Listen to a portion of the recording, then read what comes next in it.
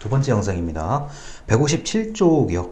그림 뭐 보시면 되는데, 그림이 이제 좀 약간 철학적인 얘기들이죠. 뭐 나는 왜 사는가, 뭐 특별히 잘하는 것이 무엇인가 이런 건데, 뭐 이런 얘기들도 중요한데요.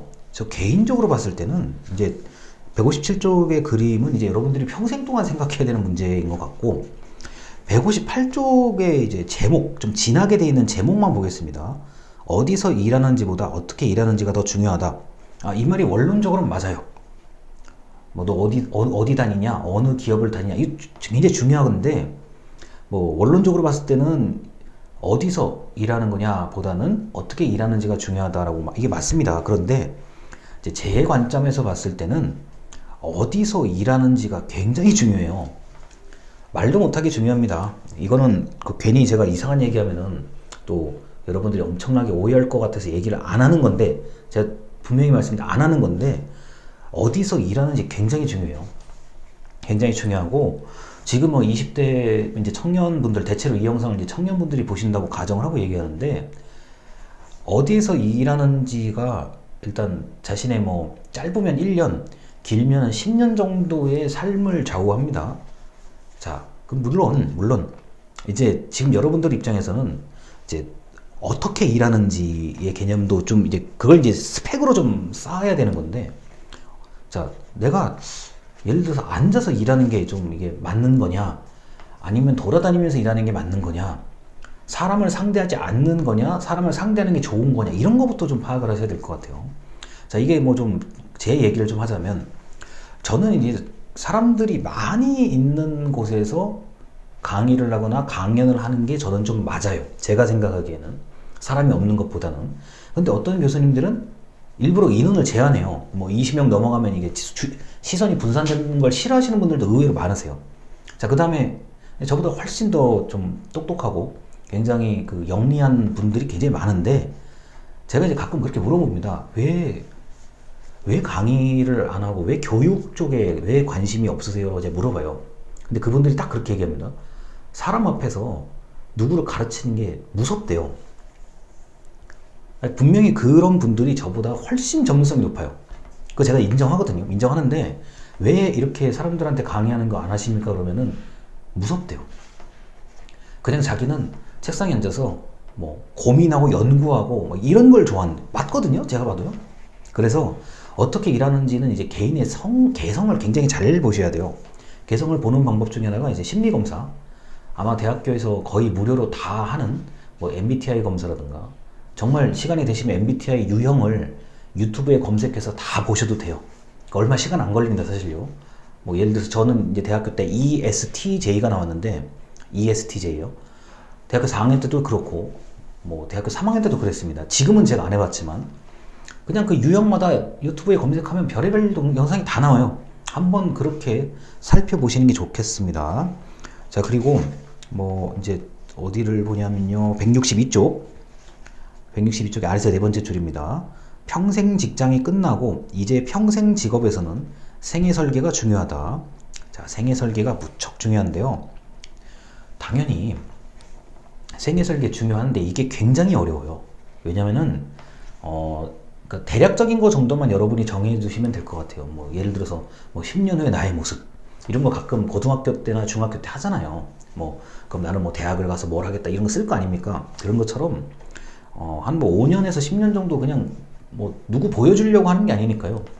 뭐 나름대로 나는 꼭 이걸 해보겠다, 난 저걸 해보겠다, 요런 거에 있으면 굉장히 좋습니다. 다만 그렇게 안 될 때가 있죠. 그렇게 안 될 때가 있는 게 어쩌면 당연한 거니까요. 그러니까 설계하기가 쉽지가 않아요. 다만 이제 제가 아까 영상에서도 직전 영상에서 말씀드렸듯이 좀 굉장히 좀 열심히 일을 해서 열심히 돈을 버셔야 됩니다. 왜 그러냐면은 이게 아마 여러분하고 저하고 지금 근 20년 정도 차이를 전 생각하고 있는데, 15년에서 20년 정도 나이 차이를 보고 있는데, 세대가 같은 세대예요. 이게 한 세대를 30년으로 보니까 같은 세대거든요. 뭐 이 세대를 그대로 우리가 나이가 그대로 들었어요. 우리가 한 3, 40년 뒤에 저도 여기서 이렇게 강의하고 있고 여러분 많이 듣는다고 생각해 보세요. 그러면은 나이가 그때쯤 되면 만약에 여러분들이 70이면 저는 거의 90살이에요. 근데 그 얘기를 하자는 게 아니라 우리가 노년이 되면은 대한민국의 노인 인구가 절반이에요. 우리나라 5천만 인구라고 가정을 하고 제가 어림짐작했을 때 절반이에요.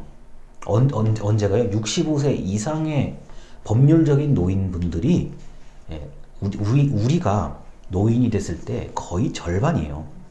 2,500만 명이란 뜻입니다.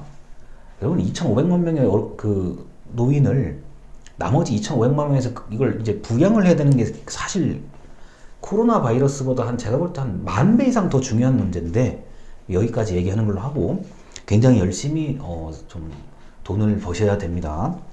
그리고 저 165쪽에 뭐 이런 얘기 나오죠.